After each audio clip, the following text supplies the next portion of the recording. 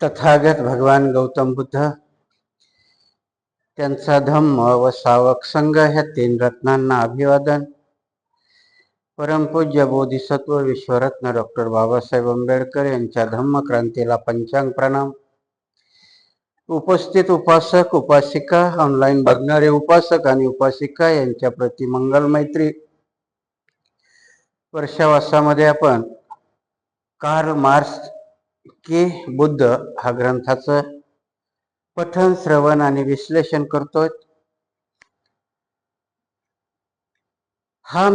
आपण रोज आठवण करून देतो की बाबासाहेबाचा ग्रंथ हा शोध ग्रंथ आहे, थिसीज आहे. आणि बाबासाहेबाचे जवळजवळ त्यांनी जे जे बी ग्रंथ लिहिले ते शोध ग्रंथच आहे. बाबासाहेबाच्या आयुष्यामध्ये त्यांनी आज नाही म्हटलं तरी त्यांचं आयुष्य सुरुवातीला अस्पृश्याच्या भोवती, त्याच्यानंतर शूद्राच्या भोवती आणि शेवटला धर्माच्या भोवती फिरला. आणि या तिन्ही गोष्टी आवश्यक होत्या आणि म्हणून बाबासाहेबांनी त्या वेळेस त्या समस्येला भिडणारी पुस्तकं निर्माण केली किंवा लिहिली. जसं भगवान बुद्धाचं त्रिपिटक, प्राचीन इतिहास भगवान बुद्धापासूनच सुरुवात होतो. भारताची हिस्ट्री जिला अधिकृत हिस्ट्री म्हणतात ती बुद्धापासून सुरुवात होते. बुद्धाच्या अगोदर बुद्धही म्हणतात, त्यांच्या अगोदर 28-27 बुद्ध झाले. प्रमाणाचा अजूनही हे नाही. म्हणून बुद्धापासूनची हिस्ट्री ही अधिकृत हिस्ट्री मानल्या जाते. आणि म्हणून ही अधिकृत हिस्ट्री असेल आणि म्हणून बाबासाहेब भगवान बुद्धाला प्रासंगिक म्हणतात की 2700 वर्षापूर्वी असणारे बुद्ध किती प्राचीन पण किती नवीन. शब्द कसा आहे की खूप प्राचीन आहेत पण ते एवढे नवीन आहेत की ते आजच घडल्यासारखे वाटत आहे. आणि म्हणून बाबासाहेबांनी कार्ल मार्क्स बरोबर तुलना करताना मी सुरुवातीलाही सांगितलं की बाबासाहेबांनी कार्ल मार्क्सच का घेतला. बरेचसे दर्शनकार झाले परंतु बाबासाहेबाला रिलेटेड करायला कार्ल मार्क्सच का झाला, तर कार्ल मार्क्सने जवळजवळ अर्धी दुनिया व्यापली होती. आजही त्याचा वेळ एवढं कमी झालाय असं म्हणता नाही येणार. सुरुवात रशियाने केली असली, रशियामध्ये कम्युनिझमचा जरी पतन झालं असलं तर परत वाटचाल त्याच्याकडेच आहे. कारण अजूनही तिथे डेमोक्रेसी आणि लोकशाही पाहिजे त्या प्रमाणात रुजली नाही. आणि म्हणून बाबासाहेब कार्ल मार्क्स बरोबर तुलना करताना, आता खरंच गौतम बुद्धाबरोबर तुलना करायची असते तर एवढं 12 पानाचं पुस्तक झालं असतं का? आता जर तुम्हाला सांगितलं की कार्ल मार्क्स आणि बुद्धावरती निबंध लिहा, मला वाटतं तुम्ही 200 पानाचा लिहू शकाल, कारण तेवढे संदर्भ ग्रंथ उपलब्ध आहेत ना. मग एवढ्या मोठ्या विद्वानानं फक्त हा 45 पानाचाच थिसीस का लिहिला? कारण बाबासाहेबाला अपेक्षा होती की मी दिलेल्या ह्या मुद्द्यामध्ये अभ्यास करणारी पुढली ही जमात सुज्ञ होईल आणि याचे अर्थ लावेल, ही बाबासाहेबाला अपेक्षा होती. आपणही लावतो, लावत नाही असं नाही.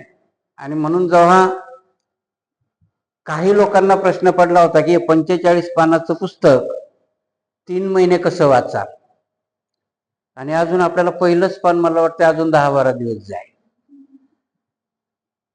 अडचण अशी असते की आपल्याला काही गोष्टी, मी जसं सांगितलं की नाही, आपल्याला विश्लेषण करायला सांगितलं, तुम्ही एखादा पिक्चर बघून आला आणि तुम्हाला विचारलं कसं आहे, ऍक्च्युअली तुम्ही तिकीट काढून 3 तास पाहिलेला असतो, पण विचारलं की स्टोरी 15 मिनिटात सांगून मोकळे होतो.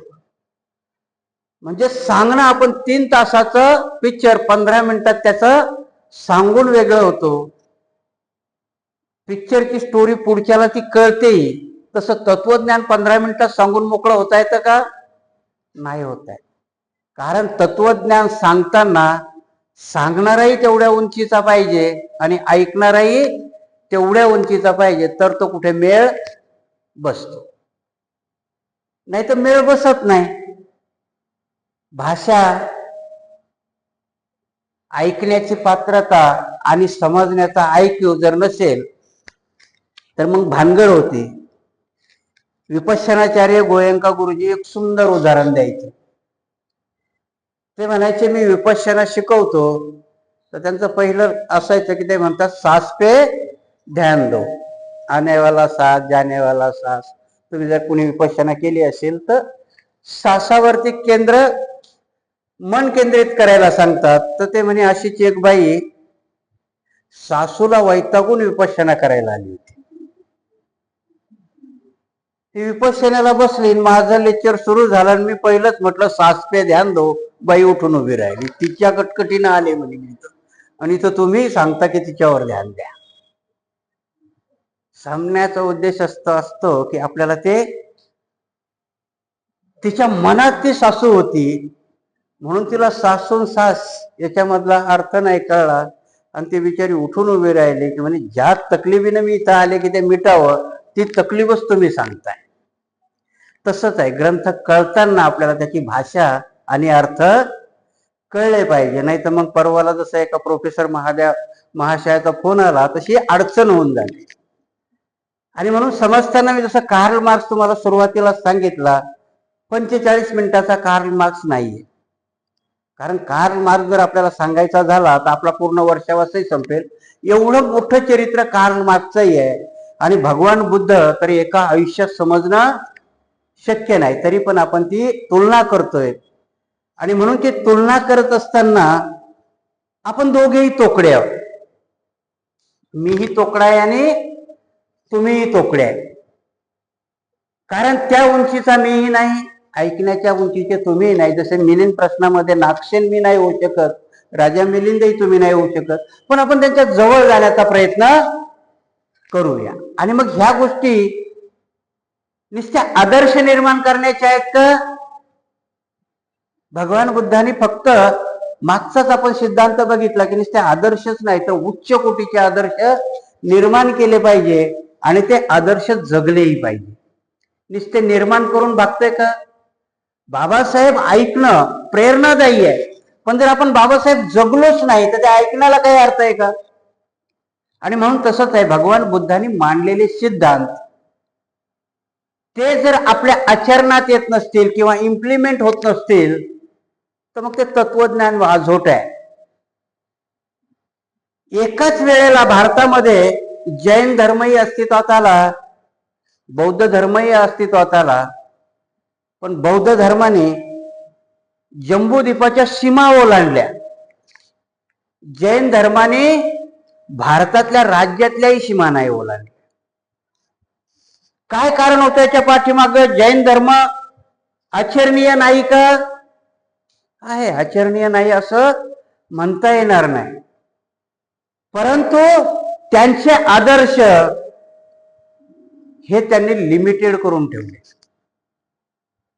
भगवान बुद्धाचा धम्म ज्या बी देशात गेला त्या देशाशी एकरूप झाला, तिथल्या माणसाशी एकरूप झाला. तसं जैनाचं झालं नाही. त्या मानाने मुस्लिम आणि ख्रिश्चन धर्मही सीमा ओलांडून आले, परंतु त्या धर्माला जे टॅग लागले ते बौद्ध धर्माला टॅग लागले नाही. कट्टरता बौद्ध धर्म शिकवत नाहीये, तो लवचिक आहे. आणि म्हणून बाबासाहेब प्रत्येक गोष्टीला कशाने प्रेरित होत असतात तर भगवान बुद्धाच्या ह्या लवचिकतेला प्रेरित होतात. आणि म्हणून भगवान बुद्धाचे आदर्श लिहित असताना बाबासाहेब एकदम साधे साधे आदर्श मानतात. मागच्या वेळेस आपण बघितलं की भगवान बुद्धाला आदर्श निर्माण करायचा तर तो उच्च कोटीचा आदर्श असावा याचं आपण विश्लेषण बघितलं. आजचा त्यांचा सिद्धांत आहे की सर्वांबद्दल मैत्री अथवा मित्रत्व कधीच सोडता कामा नये. भगवान बुद्धाने मैत्रीला एवढी मोठी किंमत दिली की ते मंगल मैत्री करायला सांगतात. भगवान गौतम बुद्धाचा धम्म हा मंगल मैत्रीवरती खूप मोठा भर देतो. मग आता मैत्री म्हणजे काय? आता आपण इथून जर सुरुवात केली तर मित्र हे एक नातं आहे ना, एकमेकाशी जोडलेलं हे नातं आहे. आणि हेच एक नातं आहे की ते व्यक्तिगतरित्या कमावलेलं असतं.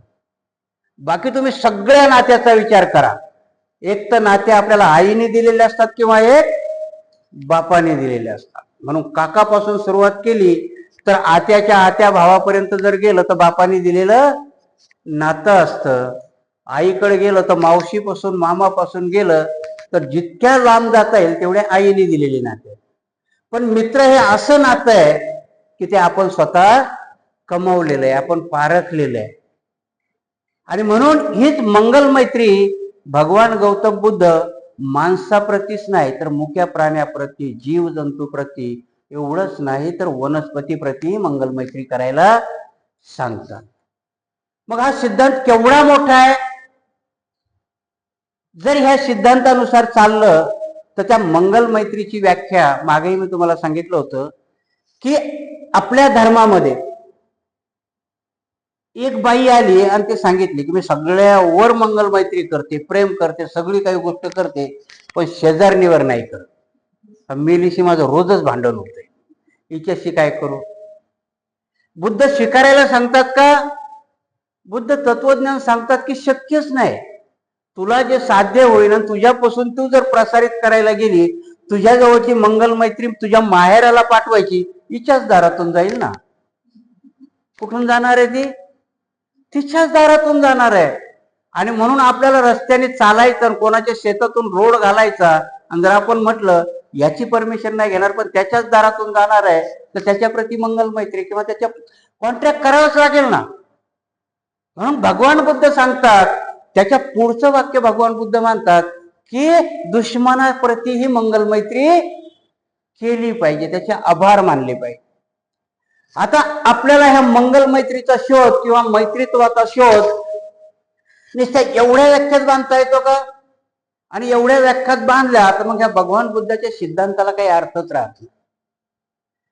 भगवान बुद्धाच्या काळामध्ये 16 जनपद, आणि जनपद म्हणजे लोकांनी चालवलेली राज्य, आणि काही राजांनी चालवलेली राज्य होती.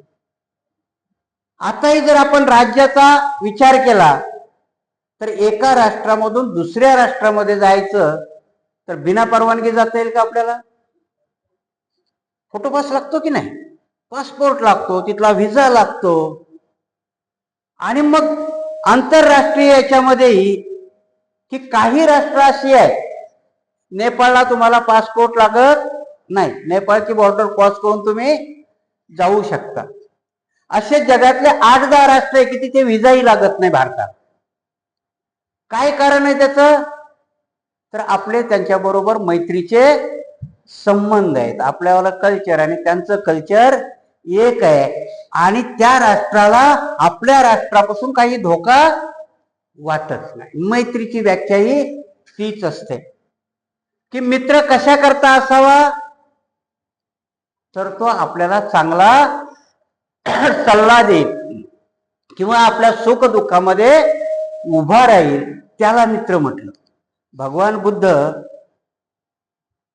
मैत्री करायला का सांगतात?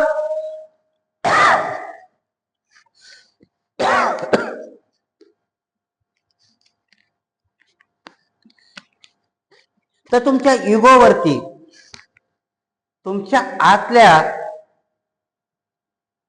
अविकसित कुशलावरती जर कुशल मार्गावर कोण आणू शकत असेल तर तो खरा मित्र, खरी मैत्री भावना. एक वेळ तुम्हाला आई किंवा वडीलही तुमच्या खानदानाचं म्हणा, तुमच्या जातीचं म्हणा, तुमच्या आजूबाजूच्या परिसराचं म्हणा, थोडा का होईना इगो शिकवतात. परंतु जर सच्चा मित्र असेल आणि त्याच्या प्रती सच्ची मैत्री भावना असेल तर मित्राला भगवान बुद्ध आरसा म्हणतात की आपण आपलं प्रतिबिंब त्याच्यात पाहू शकतो. चापलुसीला मित्र म्हणत नाही. कारण आताच काय भानगड झाली की आपल्याला आपल्या आजूबाजूला गोड बोलणारा आपण मित्र म्हणतो, गोड बोलणारा मित्र नसतो. बाबासाहेबांनी एक टेक्निक सांगितलं होतं कार्यकर्त्याला की जर तुमची मुवमेंट करत असताना तुमच्यावाला विरोधी पक्ष जर तुमची स्तुती करत असेल तर तुम्ही समजून जायचं की तुम्ही चुकताय. काय समजायचं? तुम्ही चुकताय. आणि जर तुमचा विरोधी पक्ष तुमच्यावर कडाडून हल्ला करत असेल तर तुम्ही समजायचं आता तुम्ही राईट ट्रॅक वरती आहे. याची उलटी व्याख्या मित्राची घ्यायची. कारण एका ठिकाणी कुठल्या तरी ते एक आत्ताचाच कवी आहे, खूप सुंदर लिहितो तो की वनव्यामध्ये मित्र गारव्यासारखा, मला वाटतं राऊत नावाचा कवी आहे, खूप सुंदर कविता आहे त्याची. ह्या मोबाईलला तुम्हाला मित्रही करता येईल आणि शत्रूही करता येईल. आणि म्हणून आपण मैत्राची व्याख्या करताना किंवा मैत्रीचा सिद्धांत सांगताना भगवान बुद्ध शत्रूलाही आपला मित्र बनवायला सांगतात. आपण ही व्याख्या लावत असताना भगवान बुद्धाचं जसं मी सांगितलं की 16 जनपद होती, राजेही होते, पण भगवान बुद्धाला कुठल्याच राज्यात जाण्यापासून मज्जाव नव्हता. का नव्हता? त्याच्या पुढे जाऊन तिथल्या राज्यांनी असं डिक्लेअर केलं होतं की आमच्या राज्यात जर भगवान बुद्धावर कुणी हल्ला केला तर तो आमच्यावरचा हल्ला असेल. ह्याच तत्वज्ञानाला धरून काय होतंय आता आंतरराष्ट्रीय याच्यामध्ये? आपण मैत्रीचे करार करतो की नाही? भारत हा जेव्हा स्वतंत्र झाला तेव्हा जगातला सगळ्यात गरीब देश होता. आणि नेमकं त्याच वेळेस जग 2 फळ्यामध्ये विभाजित होत होतं. एकाची बाजू अमेरिका की जिला कॅपिटल आज म्हणतात, भांडवलशाहीचा उद्गम होता, आणि दुसऱ्या बाजूला सोव्हिएत युनियन रशिया हा कार्ल मार्क्सचा उद्दाता म्हणजे कम्युनिझमचा होता. आणि भारतापुढे प्रश्न होता की कोणत्या बाजूला जायचं. बाबासाहेब कुठे उपयोगी आले असेल तुम्ही विचार करा. त्यावेळेस बाबासाहेब स्वतंत्र भारताच्या जडणघडणीमध्ये महत्वाची भूमिका बजावतात. कुठली भूमिका असते ती? घटना लिहिण्याची. मैत्रीचा सिद्धांत बुद्धापासून कसा घेतला आणि बाबासाहेबांनी भारताला कसं एका उंच टोकावर नेऊन ठेवलं. बाबासाहेब घटनेमध्ये मिश्र अर्थव्यवस्था स्वीकारतात, जी भांडवलशाहीकडेही झुकलेली नाही आणि ती कम्युनिझमकडेही झुकलेली नाही.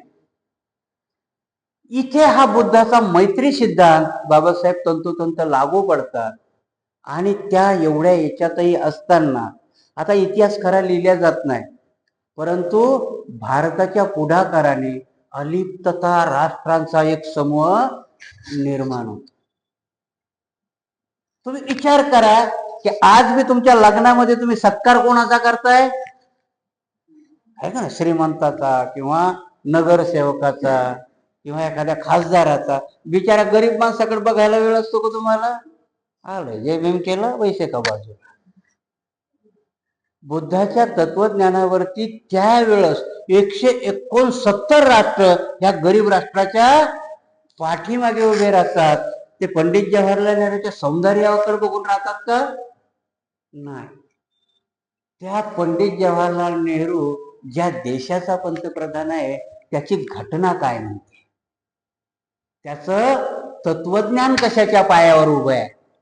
आजही कुठल्याही देशामध्ये एखादी फॅक्टरी लावायची असेल तर तो देश काय बघतो? त्या देशामध्ये काय आहे? त्या देशामध्ये असणारं सरकार स्थिर आहे.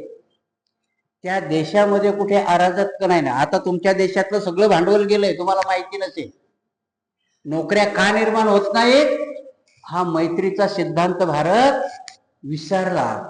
आपल्या आजूबाजूला असणारे आपले सगळे शेजारी आपले मित्र आता नाहीयेत. हा मैत्रीचा सिद्धांत राजकीय लेवलवर स्वीकारला गेला नाही, म्हणून आज तुमची इकॉनॉमी खाली पडली आणि तुमच्याशी जगातलं कोणी आज जवळ उभं राहायला तयार नाही. हा इतिहास आहे. कारण तुमच्यावाल्या पॉलिसी, तुमच्यावाला राजकारण, तुमच्यावाला अर्थकारण जे कार्ल मार्क्सच्या कम्युनिझम स्वीकारून दुसऱ्या देशाने स्वीकारलं, बाबासाहेबांनी ते मिश्र अर्थव्यवस्था स्वीकारलं, यालाच मैत्रीचा सिद्धांत म्हणतात, जो बाबासाहेबांनी दिला. आणि तो सिद्धांत आज विसरला गेला. म्हणून भारताची स्थिती अशी असताना आता ती डाऊनला झालेली आपल्या लक्षात येत नाही. कारण काय झालं की आपण सध्या मिडल क्लासच्या जवळ आला. मी नाही म्हणत की तुम्ही हाय मिडल क्लास आहेत, मिडल क्लासच्या थोडे जवळ गेला.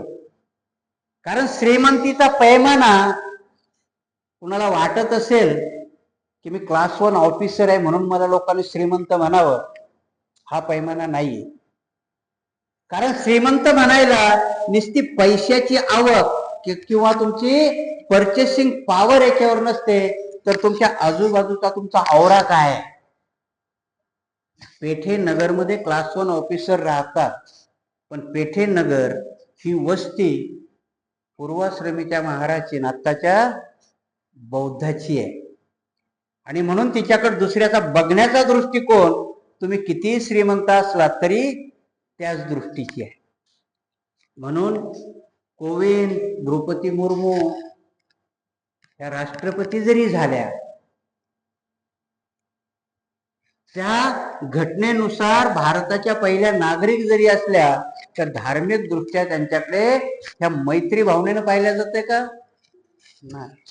आदिवासी महिला म्हणतात ते. मोदी काय म्हणून सांगतो, उपकार केला. एका आदिवासीला आम्ही राष्ट्रपती केलं, तो महिलेला नाही. एका आदिवासी महिलेला आयडेंटिटीच्या सोबत जोडून देतो. आणि म्हणून आपल्या ह्या मैत्रीच्या भावना निखळ असल्या पाहिजे. भगवान बुद्धाचा धम्म ज्या ज्या देशात गेला, त्या त्या देशाने कुठल्याही देशाच्या, आता तसं जर बघितलं, आता उद्या जर समजा चीनचं भारताचं युद्ध लागलं, चीन हा बहुसंख्य बौद्ध असलेला देश आहे. म्हणून इथले बौद्ध चीनची बाजू घेतील का? कारण बुद्ध हा तुम्हाला देशाशी द्रोह करायला सांगत नाही, तुमच्या समाजाशी द्रोह करायला सांगत नाही. आणि म्हणून जगातला असा कुठलाही देश नाही, कुठलाही धर्म नाही. कारण आजही मुसलमानाच्या पवित्र भावना कुठे जमलेल्या आहेत? मक्का आणि मदिना. ख्रिश्चनाच्या भावना कुठे जुटलेल्या आहेत? व्हॅटिकन सिटीशी. पोप आहे त्यांचा. मला सांगा, बौद्धाच्या भावना कुठे आहेत का? जपानचा माणूस बौद्ध गायला जरूर येतो, म्हणून तो भारताचा होत नाही. तो धार्मिक दृष्ट्या अवेअर आहे, परंतु आपल्या मैत्री भावना तो जोपासतो, पण आपल्या देशाच्या प्रती कधी द्रोह करत नाही. स्पाई निर्माण होतात. आज मुसलमानाच्या धर्मामध्ये अंतकवादी, जिहादी म्हटल्या जातात. तेवढ्याच पद्धतीने हिंदू धर्मामध्ये कुरुलकर आणि हे निर्माण होतात की हिंदू असूनही पाकिस्तानला आपली गुपित पोहोचवतात.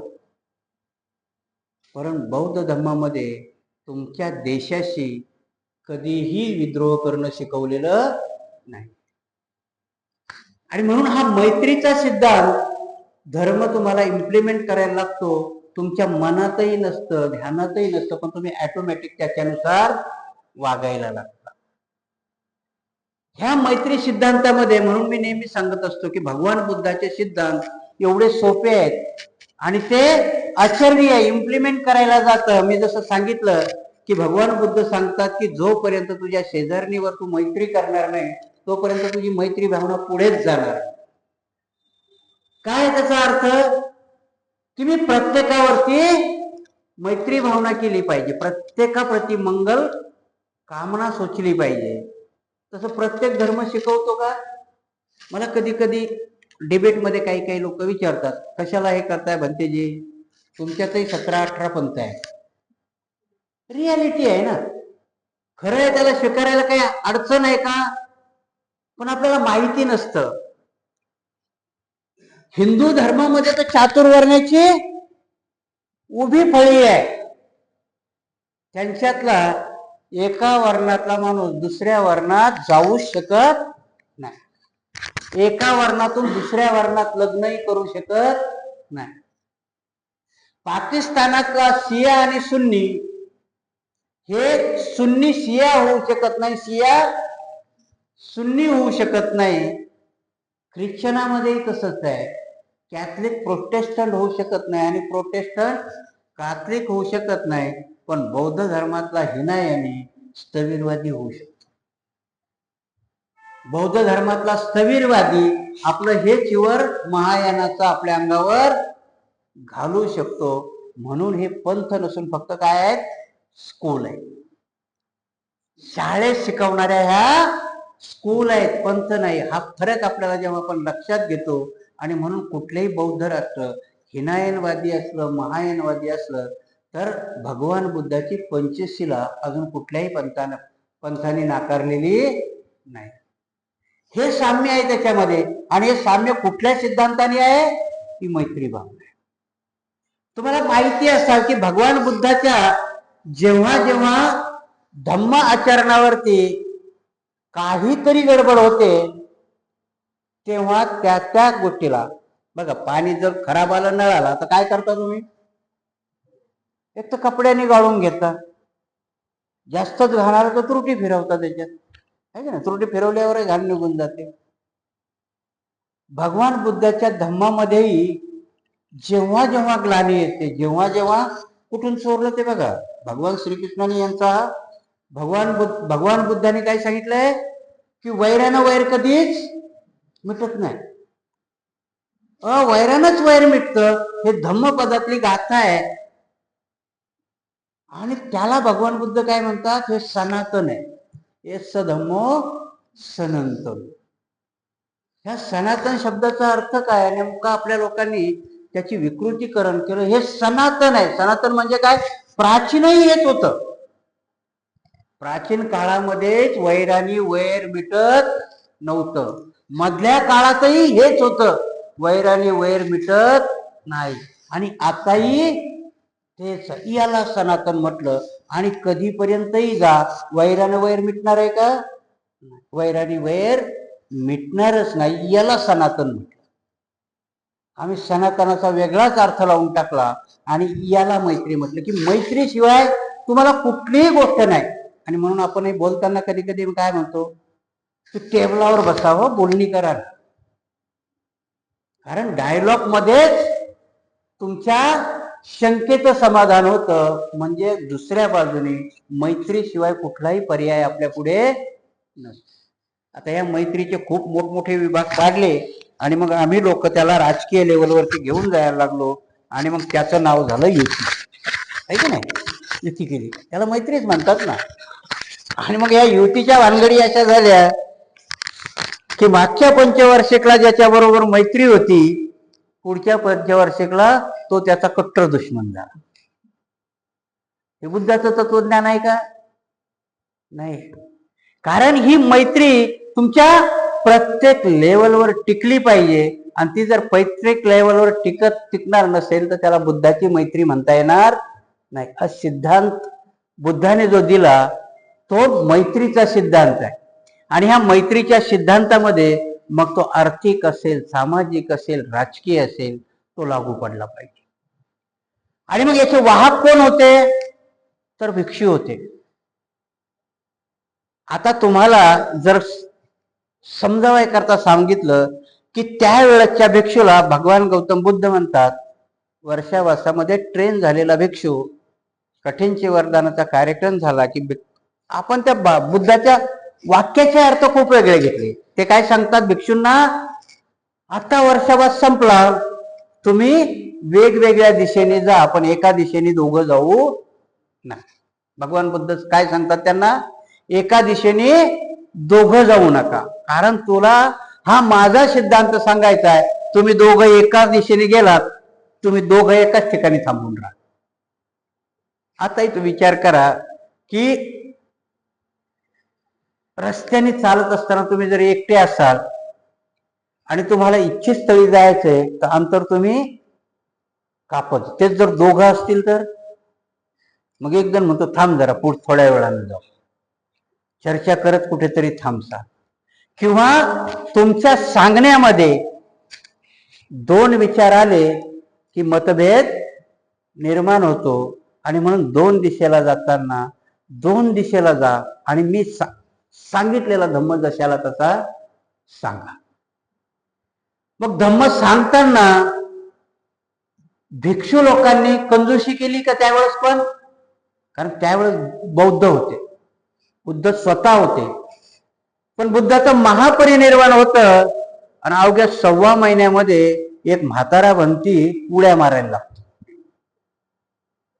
कारण मैत्री अशीच नाही जपता येत.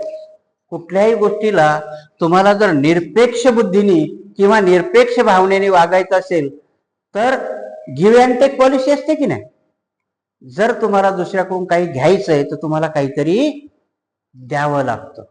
बिना देता काहीही मिळत नाही. जन्मापासूनची गोष्ट आहे तर मृत्यूपर्यंत. मृत्यूवेळी तुम्ही फुकट देत नाही, मृत्यू देतानाही तुम्ही निसर्गापासून काही ना काही वसूल करत असता. जन्म देतानाही आई माणसाला जन्म देते, असंख्य वेदना सहन करते, परंतु मुलाच्या जन्माच्या आनंदाकरता सोसते. तिला आई व्हायचंय आणि म्हणून 32 हड्ड्या मोडल्या तर जेवढ्या वेदना होतात तेवढ्या प्रसूतीच्या वेळेस वेदना होतात असं विज्ञान म्हणतं त्या आईला. आणि तरी ती सहन करते. त्याच्या पाठीमागचा एकच उद्देश असतो की मला मातृत्व मिळणार आहे. ह्या जगातली सगळ्या स्त्रीची मोठी जर काय उत्पत्ती असेल तर तिचं मातृत्व असतं, आणि त्याच्याकरता ती असंख्य वेदना सहन करायलाही तयार होते. आणि म्हणून बुद्धाच्या तत्वज्ञानामध्ये जेव्हा जेव्हा डिफेक्ट व्हायला लागले, जेव्हा जेव्हा काहीतरी व्हायला लागले, आणि म्हणून बुद्धाचं महापरिनिर्वाण झाल्यावर 1.25 महिन्याच्या आत तो भिक्षू कुशीत आला आणि त्यांनी सांगितलं की आता ह्या बुद्धाचे कटकट आपल्या पाठीमागे लागणार नाही, असे वागा तसे वागा, हे करा ते करा. आणि ते महाकाश्यप ऐकतात. आता तुम्ही म्हणाल की महाकाश्यपाने ते ऐकल्यानंतर महाकाश्यपाच्या मनात काय आलं की जर हा 1.25 महिन्यात भ्रष्ट व्हायला निघालाय, कारण धम्माच्या पथापासून वेगळं जाणं म्हणजे भ्रष्ट होणं आहे. आणि त्या महाकश्यपाला करुणा निर्माण होते, हा भ्रष्ट झाला तर याचं दुर्गती होणार आहे आणि याच्यासारखीच असंख्य समाजाची दुर्गती होईल. कारण हे वचन पाठ नाहीत कोणाच्या. बुद्धाचं वचन म्हणून आता हा जरी साधं उदाहरण सांगतो तुम्हाला. मला पूजेला बोलवायला लोक येतात, आहे की नाही, भंतीजी उद्या तुम्हाला आमच्याकडे भोजन आहे या. मी त्यांच्या घरी गेल्यावर भगवंताची वचनच म्हटली की अजून दुसरं काही म्हटलंय त्या घरातल्या माणसाला माहिती आहे का? नाही ना. मी बुद्धाचं वचन माझ्या मनाने खपवू शकतो, पण आता खपवण्याची सोय आहे का? एक वेळेस खपवल्या जाईल, पण त्यावेळेस दुसरा भिक्षू त्या घरी आला आणि त्याने तीच गाथा वेगळी म्हटली. तो माणूस त्या भंतेजीने वेगळंच म्हटलं होतं. कारण का तर तुमची अधिकृत काय त्याची सोय आहे. नाव नाही सांगत, पण एका ठिकाणी गेलो. आत्ता परवाची गोष्ट आहे.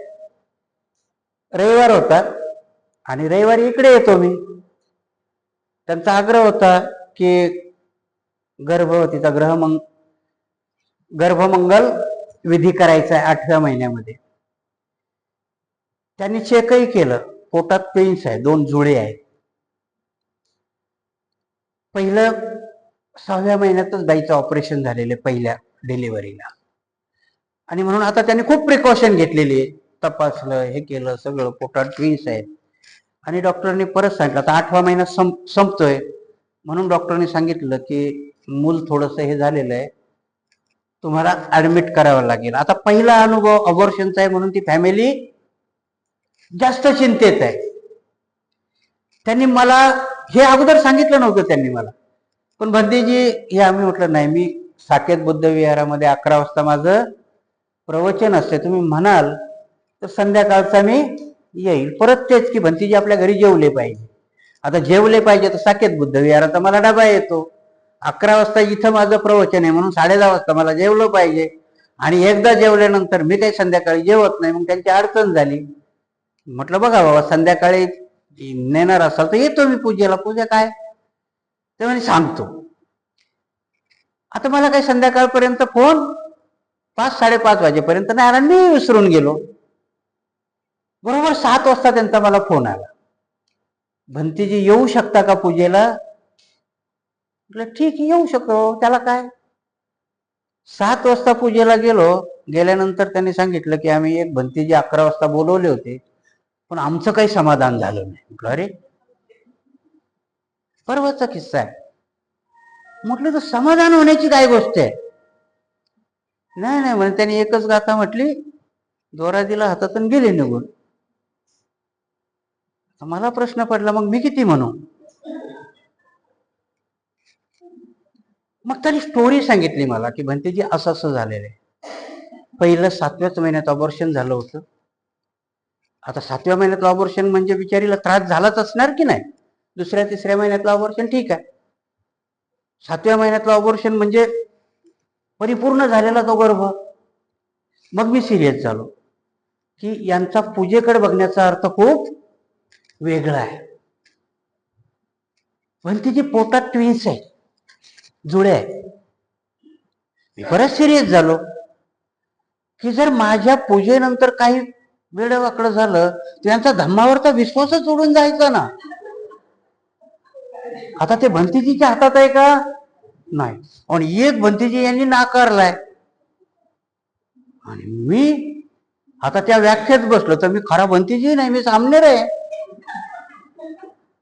अडचण झाली की नाही, काय करायचं.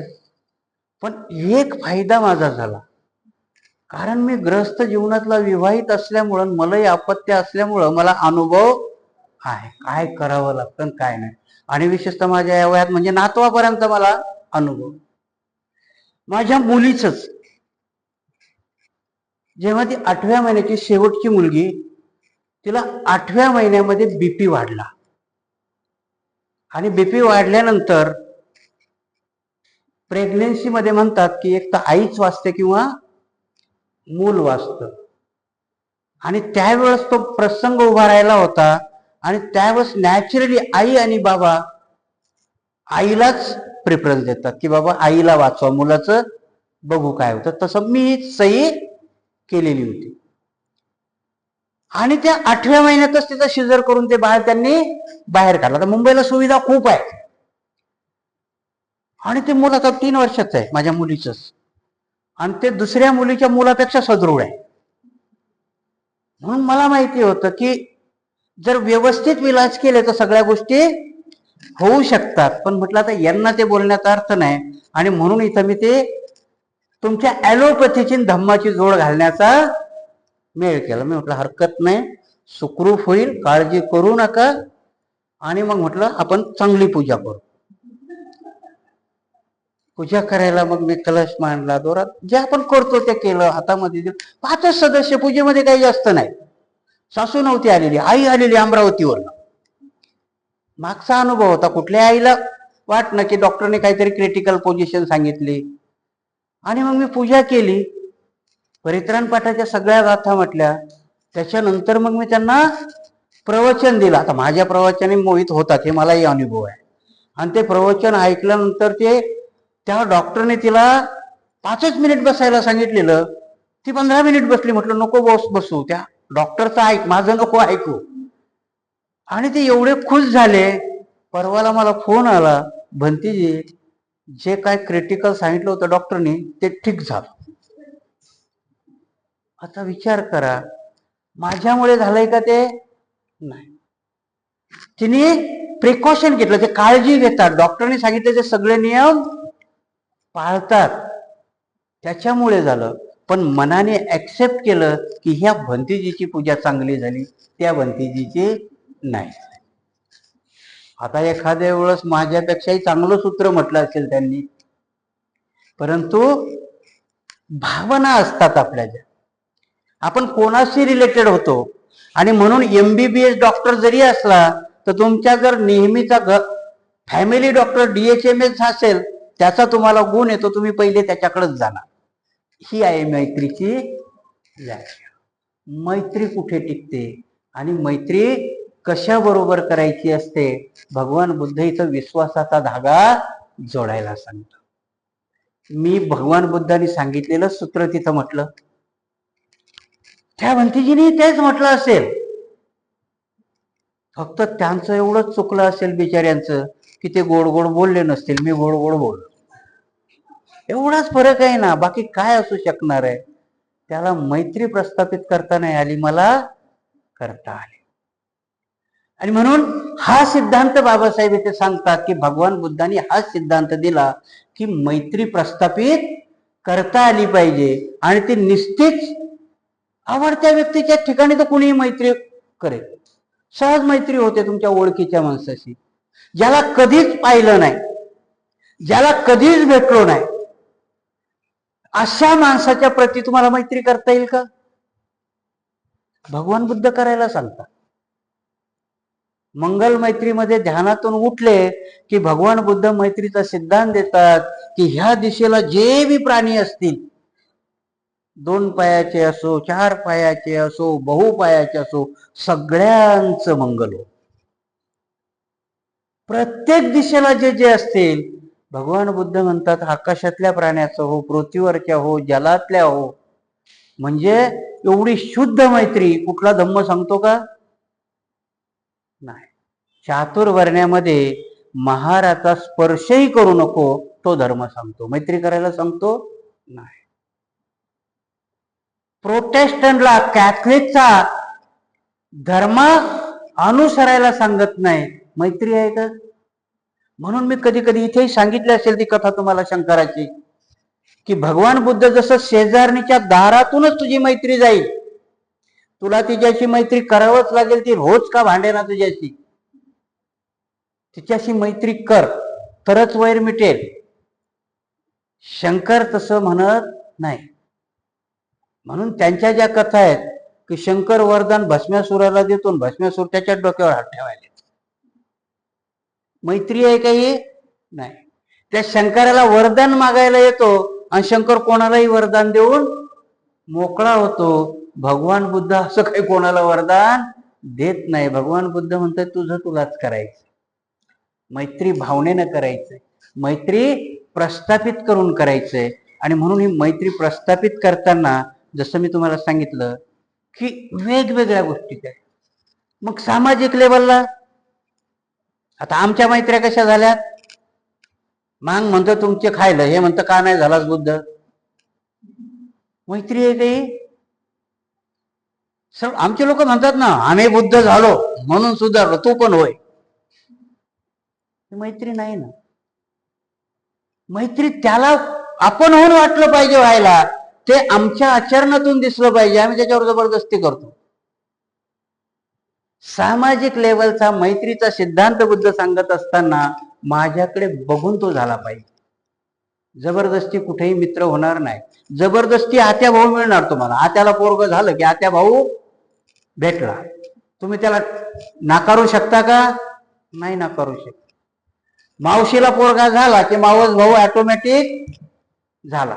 तुम्ही नाकारू शकत नाही त्या नात्याला. भले त्याच्या घरी जाणार नाही पण ते नाकारता येईल का? मित्राचं तसं नाही, मैत्रीच्या भावनेचं तसं नाही. मैत्री भावना ही अशी आहे की तुम्ही त्याच्या प्रती व्यक्त केली, त्याने तुमच्या प्रती व्यक्त केली तर ती मैत्रीची भावना. म्हणून म्हणतात ना की एकाचं घर जळालं, सगळे नातेवाईक आले आणि सगळे चौकशी करतात काय जळालं, विचारतात ना काय जळालं घरात का? मग हा अरे अरे अरे अरे एवढे पैसे होते, अरे अरे अरे अरे. प्रत्येक जण हळहळ कशाची करतोय? त्याच्या घरातल्या संपत्तीची. मित्र आला आणि मित्र म्हणतो तू सुरक्षित आहेस ना, बाकीचं बघू. मित्रच असा एक प्राणी आहे की तो तुमच्याकडे बघतो, तुमच्या संपत्तीकडे नाही, तुमच्या गुणाकडे बघतो तो. आणि म्हणून सांगतो तू जिवंत आहेस ना, बस मित्र आहे माझा. भगवान बुद्ध ही मैत्री जोपासायला सांग की प्रत्येक नातं तुम्हाला तुमच्या संपत्तीशी, तुमच्या दुसऱ्या भौतिक गुणाशी जोडल्या जातं. मैत्री हे नातं तुमच्या कुशलाशी जोडल्या जातं. आणि म्हणून भगवान बुद्धांनी मैत्रीचा सिद्धांत एवढा पवित्र सांगितला की ती दुश्मनावरती करायला सांगितली. आणि मग नुसती माणसालाच सांगितली का? मग ही मैत्री आम्हाला आमच्या समाजात बी दिसली पाहिजे की नाही? कारण ही मैत्री जर समाजात दिसली तरच विकास होणार आहे. आणि म्हणून आम्ही मैत्री कोणाशी करायची हेही आम्हाला ठरवता आलं पाहिजे. कारण मित्र कधीच तुमचा अहितकारक होऊ शकत नाही, पण तो मित्र तुम्हाला निवडता आला पाहिजे.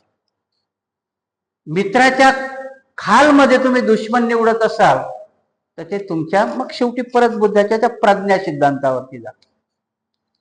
आणि मग आपल्याला सल्ला देताना की भिक्षुनी हा सिद्धांत कसा सांगावा, म्हणून भिक्षुनी हा सिद्धांत सांगताना की समाजाला सांगितलं पाहिजे की तुमचा हा मैत्रीचा सिद्धांत व्यक्तिगत जीवनात उतरता उतरता तो सामाजिक, धार्मिक आणि आर्थिक लेवलवरती उतरला पाहिजे.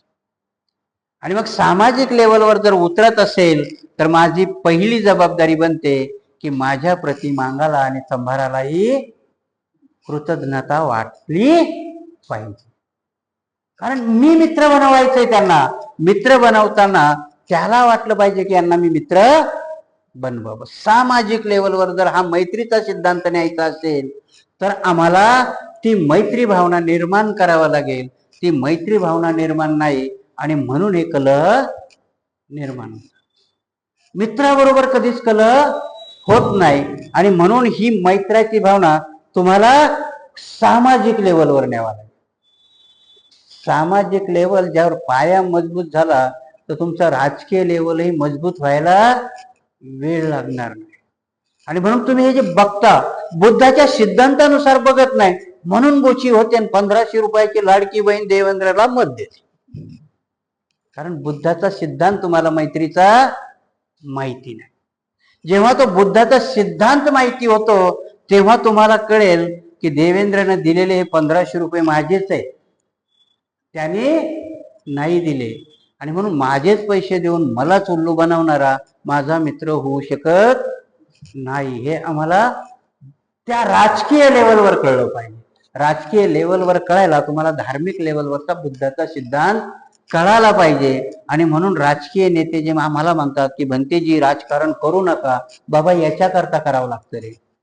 हा सिद्धांत याच्याकरता सांगावा लागतो, याच्याकरता. कारण तुम्ही आजही राजकीय मैत्रीच्या लावला नाही. म्हणून तुमच्या युत्या एक बाबा आमचा बीजेपी आहे की नाही, एक बाबा काँग्रेसमध्ये आणि एक बाबा मध्येच ओरडतोय, दोघाकडेही जाणार नाही. कसं होत? कारण तुम्हाला भगवान बुद्धाचा मैत्रीचा सिद्धांत समजला नाही, समजावताही आला नाही. आणि म्हणून हे मैत्रीचे सिद्धांत जोपर्यंत आपल्याला समजावता येणार नाही आणि समजणार नाही तोपर्यंत खऱ्या अर्थाने आपल्याला धम्म कळणार. धम्म कळायचं असेल, आता अडचण काय व्हायला लागली, तुमच्या लोकांचे ऑब्जेक्शन नाही, आमच्या लोकांचे ऑब्जेक्शन यायला लागले. कारण कुठल्या तरी एका विहारामध्ये आपलं प्रवचनच लावलं जे भंतीजी होते तिथं. त्यांचा मला प्रश्न आला, तुम्हीच करा म्हणे सगळ्या विहारात. मी काय केलं? अहो आम्ही त्रिपिटक सांगतो, तुम्ही राजकारण सांगता. म्हटलं नाही सांगत, मी त्यालाच रिलेटेड सांगतो. तुम्ही सांगा ना, जसं जमेल तसं सांगा त्या विहारामध्ये. म्हणून तिथल्याही लोकांना विनंती आहे की नाही, भिक्षू जे सांगतो प्रत्येकालाच त्या ते सांगतात, ते खोटं सांगत नाही. म्हणून प्रत्येक विहारामध्ये सांगणारे भिक्षू हे बुद्धच सांगतात. परंतु सांगण्याची, म्हणून प्रत्येक शिक्षक जे शिकवतो तर शिकवण्याची ढब वेगळी असते. म्हणून कुठेही अशा कुठल्याही विहारामध्ये आपण तसं करू नये, त्यांचंही ऐकावं. कारण कुठलाही भिक्षू आपल्या स्वतःच्या मनाचं काहीही सांगत नाही. कारण तेवढी सांगण्याची पात्रताच नाही आमच्यामध्ये. कारण आम्हाला बाबासाहेब, हा शक्यतो आत्ताचे भिक्षू काय करतात की बाबासाहेब थोडा मागं ठेवायला बघतात.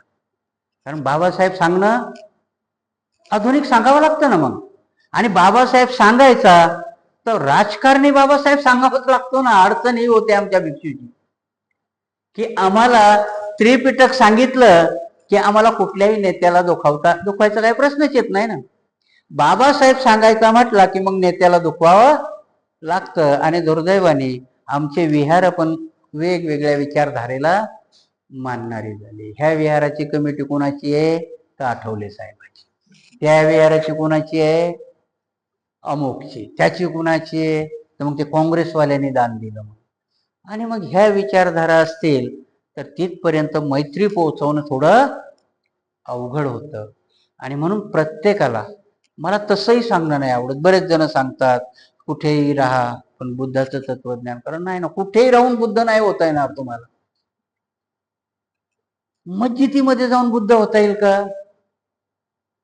जास्तीत जास्त तुम्ही त्या मुसलमानाच्या प्रती मैत्री करू शकता, परंतु पूर्णतः इस्लाम अंगीकारून तुम्ही बुद्ध कसे व्हाल? आणि म्हणून आमचे जे फसवे लोक सांगतात की ना कुठेही जा पण बुद्धात या. कसं येतंय? म्हणून पर्टिक्युलर जागेवर आणा, जाऊ नका, वेळ लागेल, परंतु हे सिद्धांत जेव्हा तुम्ही अंगीकाराल. म्हणून सांगतात ना की कार्ल मार्क्स मेल्यानंतर 70 वर्षांनी रशियामध्ये कम्युनिझम गेला, जिवंत असताना नाही. कार्ल मार्क्सलाही मरावं लागलं. जेव्हा तो मेला तेव्हा त्याचे 11 शिष्य होते त्याच्या माहिताला, परंतु ते संकल्प करून होते. आणि म्हणून त्यांनी अर्ध्या जगामध्ये कार्ल मार्क्स नेला. हे बाबासाहेबांनी भगवान बुद्धाचे दिलेले सिद्धांत हे कार्ल मार्क्सशी रिलेटेड आहेत, परंतु त्याचे परिणाम भयंकर आहे. भगवान बुद्धाच्या सिद्धांताचे परिणाम पूर्ण जगामध्ये आजही चालू आहेत. आणि एका रक्ताच्या थेंबालाही बुद्धाच्या सिद्धांतांनी स्पर्श केलेला नाही. ते सिद्धांत कार्ल मार्क्सचे आहेत पण रक्तरंजित आहे. आणि म्हणून बाबासाहेबाला याची तुलना करावी लागली. आजची ही तुलना आपण बघितली की मैत्रीचा सिद्धांत हा भगवान बुद्धाने दिलेला आहे आणि तो एवढ्या उच्च लेवलला नेलेला आहे की त्या मैत्रीच्या सिद्धांतामध्ये आपल्या शत्रूलाही आपला मित्र बनवता येतं. आणि तो जर अंगीकारला तर बुद्ध धर्माचा विकास व्हायला वेळ नाही. कार्ल मार्क्सने हा सिद्धांत दिलेला आहे, पुढे आपण बघू, पण त्यांनी मात्र तो सिद्धांत लोकांचे खून करण्यापर्यंत नेलेला आहे. भगवान बुद्धाचा मैत्रीचा सिद्धांत दुश्मनाला आपलं करण्याचा आहे. आज आपल्याला एवढा हा सिद्धांत लक्षात आला असेल, सगळेजण येतील.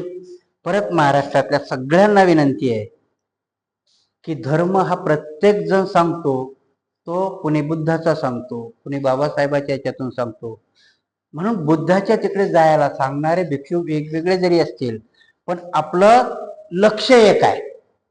आणि माझ्या दृष्टीने लक्ष एकच आहे की हा भारत, जसा बाबासाहेबांनी म्हटलं की पूर्ण भारत बौद्धमय व्हावा आणि आपल्या सगळ्यांच्या इच्छा तिथेच असाव्या, आपलंही लक्ष तेच असावं, त्या दृष्टीने केलेले आहेत. आणि म्हणून आपण समजून घेताना, मी जसं म्हटलं ना की ती मधली ओळख वाचता आली पाहिजे.